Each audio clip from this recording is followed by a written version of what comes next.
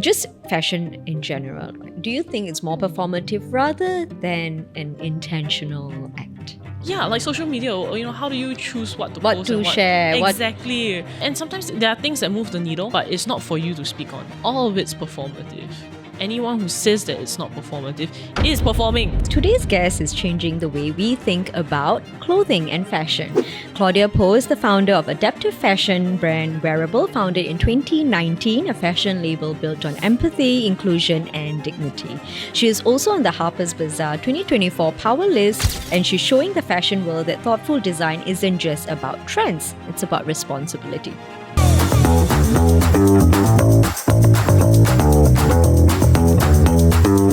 Welcome to OpenHaus, Claudia. How have you been? Thanks, 𝙠𝙗. It's great to be here. Yeah, thank you so much for taking the time to do this. Now, let's start off with something interesting. Sort of to like break the ice. What's one item of clothing that you really treasure and that you would never throw away as a designer, as a fashion designer? Like being in fashion, right? You see all your classmates wear really, really nice things. And I remember just thinking to myself, it's kind of ironic being in this space. I can't really afford any of this stuff. And I remember the first time I won anything in school, my friend Amy and I, we both split a prize money. Each of us got like, I think 10,000 USD. And we're like, this is it. Now's the time to go shopping. Go shopping. Let's go. And I bought one thing for myself. And to today, I still wear that regularly. And it like stood like against the test of time. It was like a pair of trousers from Issey Miyake. And I remember thinking, wow, is it a worthwhile investment or not? Oh my. Why pens so expensive? And also more importantly, I was much bigger back then as well. So a lot of the clothes that were available, I would go with my friends that are all more petite and they could always wear it, but I will always be the one on the side be like, I'm not a size 4-6. Even at the sample sale, I can't fit into any of the stuff. So you all have fun, huh? So having said that, you mentioned that, you went into fashion because I think your mom bought you a doll in the beginning. Yeah. That very first memory of your mom buying you a doll, and then that's how your interest in fashion started. But fashion can mean many things to a lot of us, right? Like, sometimes if you're having a bad day, you can stand in front of the mirror and like take maybe half an hour to decide what to wear for work. But if you put on that outfit and then it makes you feel powerful and at least gets you through the 8 hours at work, right? So what does fashion mean to you? And what do you think as a designer it should, help support our feelings? I think there are a lot of things I wanted to do as a child. I remember like 8 years old, went to school, came back and I was like, Mommy, I want to be a ballet dancer. Wow. Because, they give you the pamphlets, right? And you take it home and I took it to my mom and I was like, I want to go for ballet. She flipped the paper and it's all the things you have to buy. And then she flips it back and she says to me, can you choose something that's free? It's like less expensive. She was like, don't choose something. And then like, we buy all the stuff and then maybe you change your mind. The next day I signed up for the Budding Artist Club. And that's how I started being more hands-on with any form of art or design. And from there on out, it was also realizing that working with clothes, working with fabrics, we all have wardrobes, even if as a child, your mother or your father's buying clothes for you and you're working with what you got. And it was the most accessible thing to me growing up. I could cut into her pajamas and put it on my doll. I wanted to learn how to cook, but my mother said that, knives and fire are too dangerous for you, cannot. And she wouldn't get me a sewing machine until like much later, I think at 11 or 12 years old. Because there's always fear of like, hey, you don't want your child to hurt themselves. Yeah. Right. But I remember thinking that just working with a sewing needle and, randomly pinching things together, sometimes not even sewing, just tying them together was the most accessible way to create something as a child. Right. Yeah. And you just mentioned that your mom bought you a sewing machine at 11, about 11 or 12 years old, right? I don't think many parents would actually do that. So your parents have been so supportive of your journey, actually. I read a little bit that they also told you to go and pursue your passion. So how important was that for you in terms of your personal success? I mean, whether this is a success or not, it's still TBC lah, You're very humble. No, I have a dear friend who also asked me that. She was like, what do you need to do before you feel like that you've done it or you've done something that you that fulfilled your achieved. dream? Yeah. But going back to your question, like, I would not be the person that I am today in terms of my mindset and my values if it weren't for my mom or my dad.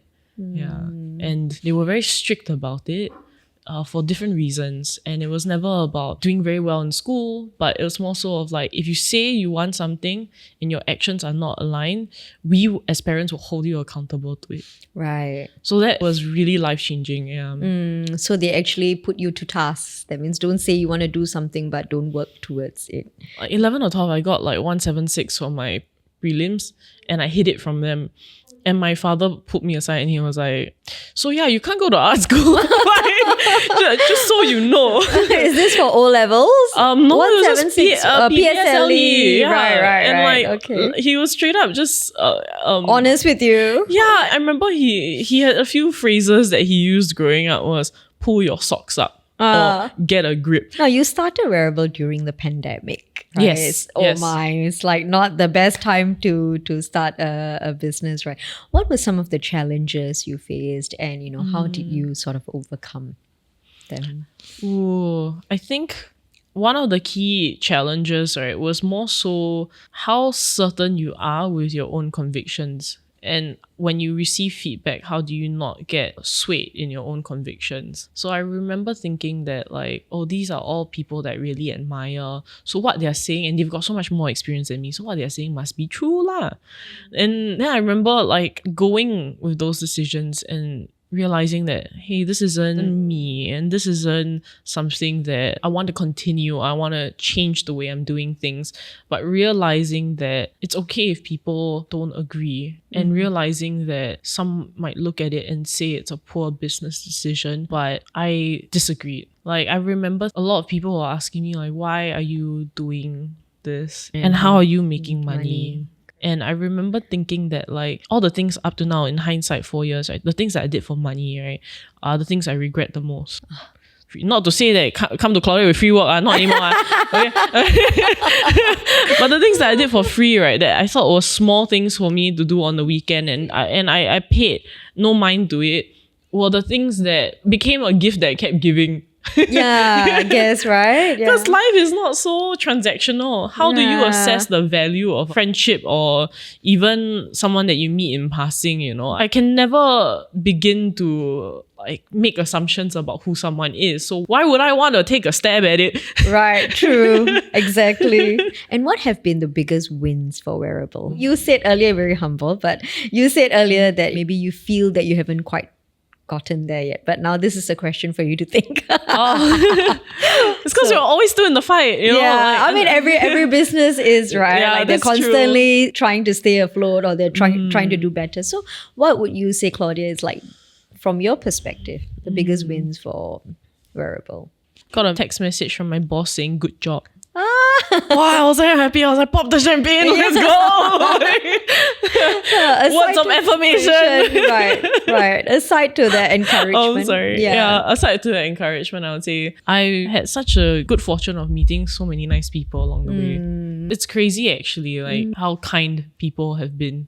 And even with the work that I'm doing, I'm realizing that every time I'm able to make something that was with a person with a disability, but someone else picks the thing up and goes, actually, this would be great because I just had a kid. Do you know that I have to eat all my meals with one hand now? Right. Yeah, they hold like that and then I have to unlock my gate with one hand. And then she was like, I've got to nurse the baby with one hand. I have to put the bra on with one hand. I was like, whoa, okay. I never really thought about impact outside of this niche community. Yeah, in such a tangible way. And I think that helps me understand that there was a greater impact that I could have. So just being able to see other people understand or that light in their eyes whereby they aren't just talking about a separate group anymore. I could use this. I want this. And when that happens, I'm like, I'm so happy I get to live this win over and over again every time I talk about my work. Right. Now, you also have mentioned earlier you worked with some really kind people, and one of them was actually Yip Pin Xiu as well, our national Paralympic swimmer.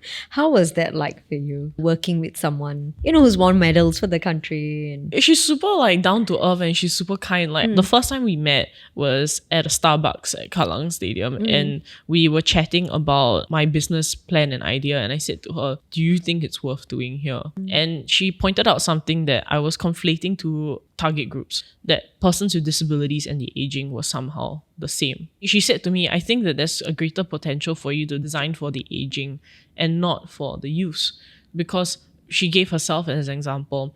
Like, I can wear t-shirts and I found solutions that work with me on the daily, with the exception of like occasion wear. Like, occasion wear is going to be very expensive for you to do. And she put on her business thinking mindset and essentially said that if you want to scale as a business, it makes more sense for you to target the aging, elderly population, correct? And I remember that her advice stuck with me, and I ran with that for a year and a half. And that's when I realized that when I dissected it so definitively, my own design sensibilities were more gearing towards a younger audience. So that made it hard for me to retrofit it to a different... to an elderly population. Correct. Right. Now, you have mentioned, speaking of your design perspective, you mentioned before that you take more of an agnostic approach. Right? That's a nice way to put it. Yeah. Agnostic approach to design. Could you share a little bit more about that? I would say that in the process of designing with persons with disabilities, to be honest, the most interesting projects come about in the most casual of ways.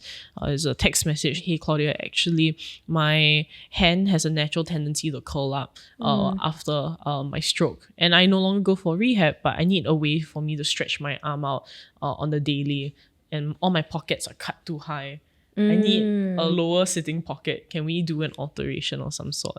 And they're all very casual requests, and they all end up with me just like hanging out with people and chit-chatting ideas. Yeah. So along the way, you get a sense of like, okay, what is this person's style? You look at their proportions, and I know that as a designer, I'm supposed to have my own voice and like visual signature, but I got so caught up in wanting to make something for someone else that it got watered down. Yeah. So like, I would say the first 3 years of the business was like that, because I was making a lot of bespoke projects for other people.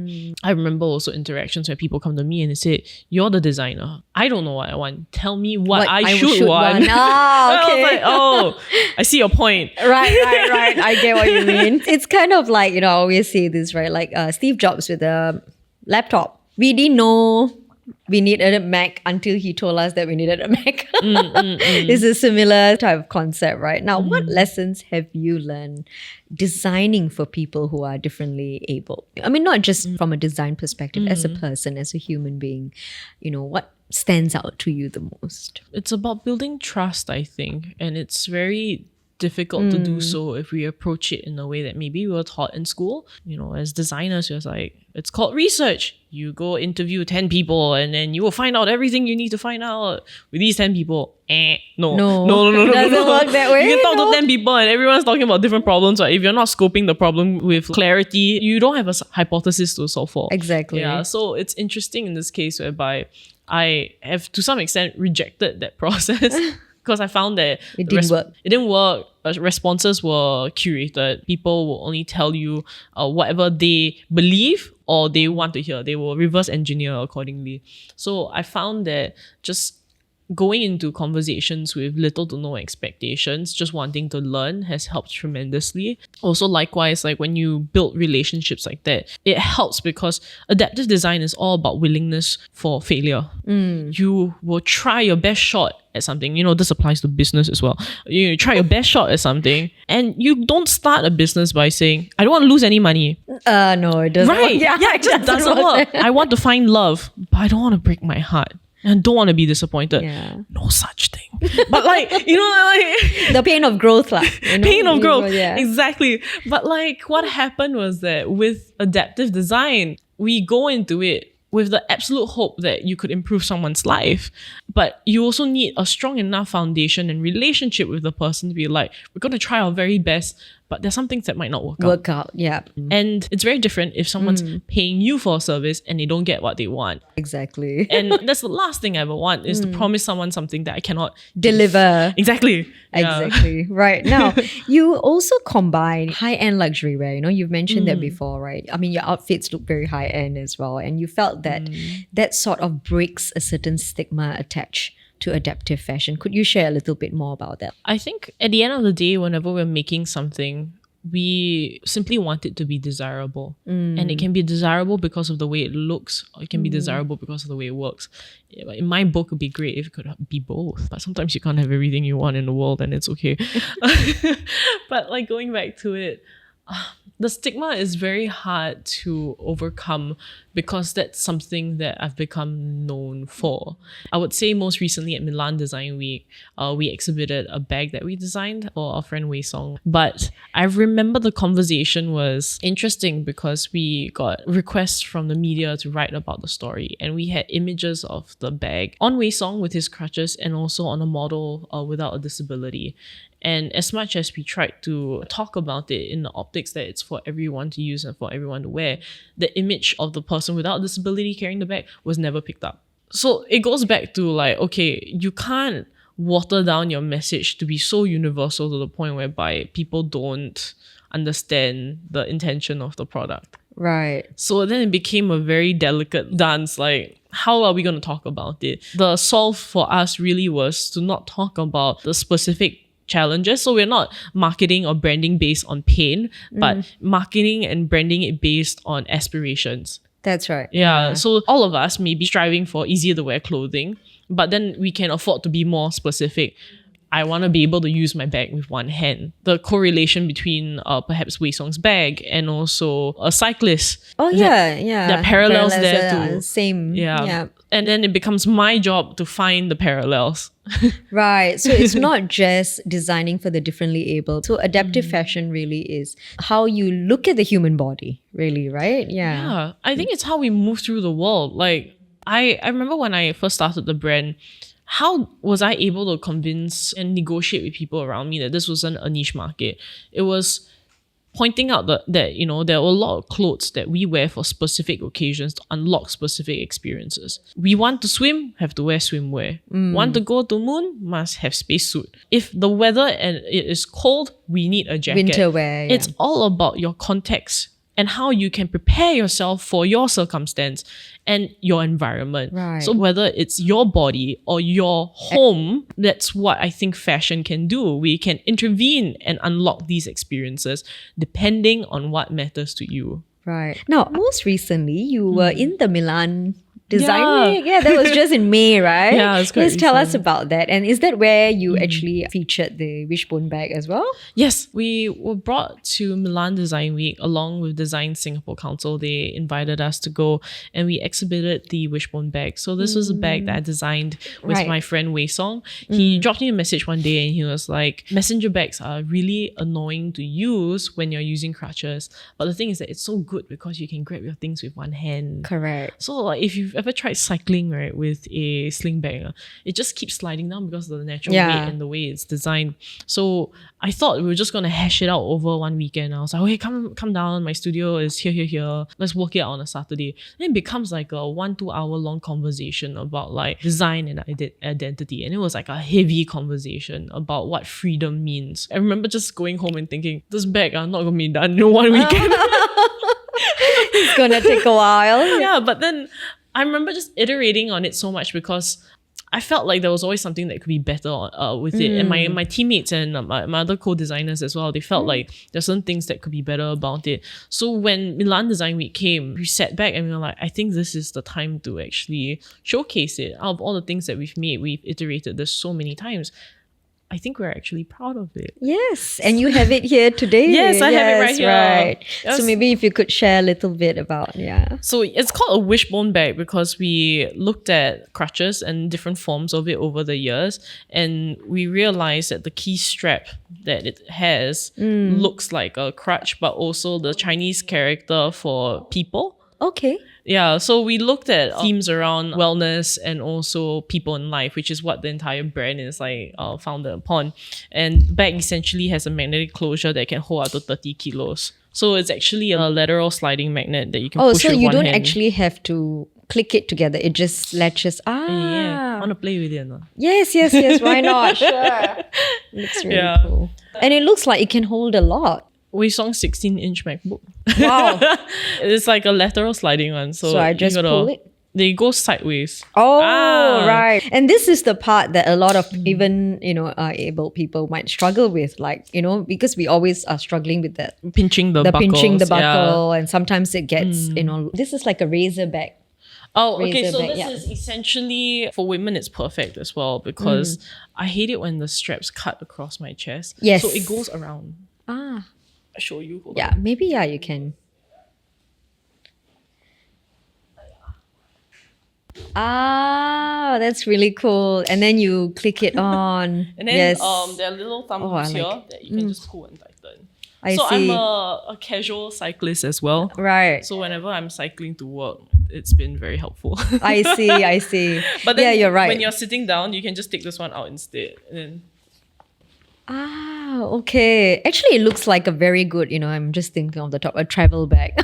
oh yeah, but like I think all in all, people have given us feedback that they also think it's a bit too big. We have a mini one coming out soon. Right. Oh, cool. Do you think that at this point, like even with just fashion in general, the idea of inclusivity in the fashion world is more performative rather than an intentional act? I think fashion is performative even with us. If I were to be very honest, it's performative because it's not possible for everyone to see the entire process as is. No one's sitting with me in the toilet dressing a client at the same time. No one is coming with me to house visits, and neither am I recording it. These are moments that are not meant for anyone to see nor hear. And everything else that I do share is performative because I'm consciously choosing to share those things. It is most definitely the case for any other fashion brand out there and human being. Yes, in general. Yeah, like social media, how do you choose what to post and share, what to Exactly. share, right? You want to share things that actually move the needle. Yes. Right. And sometimes there are things that move the needle, but it's not for you to speak on. It's not my story to share. And also there's certain moments whereby prototype's not working out. Working with Pin Xiu, for example, she helped me out to model the first campaign. And then subsequent designs that we made for her, here and there, they were not perfect. There were issues with it. And she always approached it with grace and kindness. And on my end, I've always felt a sense of like guilt, like we never really properly made something that was perfect. For her. Yes. Yeah. And the thing about it is that we have all these ongoing projects and they take years to complete. Like we will work on it as and when there's opportunity and resource and time, and then just timing it so that we are able to land on something that we feel proud enough that we can speak about. So all of it's performative. Anyone who says that it's not performative is performing. Now, what is next for Werable, Claudia? On the 10th of September, we will be launching the Wishbone Bag. It'll be available for sale. We're pricing it at $200. It's made out of like eco leather and nylon ripstop. So it's meant to be like an outdoor bag that you can put through hell. I brought it mountain biking. It was really fun. Like a fantastic travel bag, sports bag type thing. Yeah, but I would say that it's honestly just really great for daily usage for myself as well. And hopefully for Wei Song when he finally gets his hand on it. Most patient person ever. Man waited 2 to 3 years for this bag. Oh wow, it took 2 to 3 years to Yeah, create to it. properly made it. Because when I made it myself, right, without the correct machines and finishes, the thing will break because my machine's not designed to sew through something so thick. Right. Now, thank you so much, Claudia. I mean, it's Thank you, really Zara. been fantastic to have you here. And thank you to our listeners for watching this episode of Open House. And if you enjoyed this conversation, please share it and subscribe to our channel. And of course, leave comments as to who you want to see the next guest. And of course, follow us on our socials. And always remember, for every question you have, there's always a guest with our answers. Thank you.